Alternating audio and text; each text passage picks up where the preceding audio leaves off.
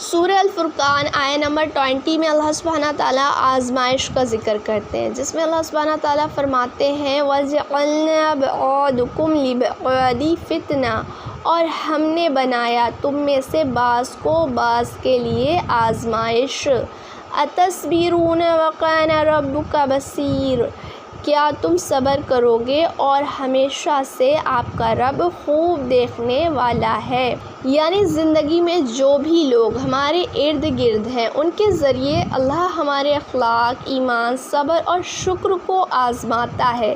اَتَصْبِرُونَ، کیا تم صبر کرو گے؟ یہ سوال ہر انسان سے ہے۔ جب کوئی تمہارے ساتھ زیادتی کرے، کوئی تمہیں تکلیف دے، غربت آئے، بیماری آئے یا کسی کو تم سے زیادہ نعمتیں مل جائیں، تو کیا تم اللہ کے فیصلے پر صبر اور رضا اختیار کرو گے؟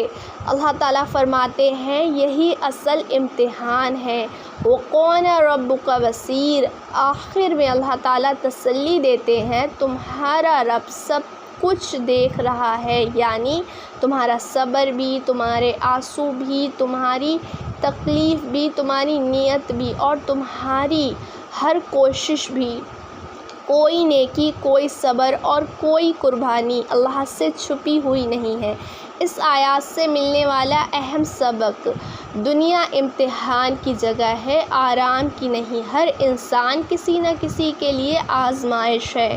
مشکلات میں صبر کرنا مومن کی پہچان ہے۔ دوسروں کے ساتھ حسن اخلاق سے پیش آنا بھی امتحان کا حصہ ہے۔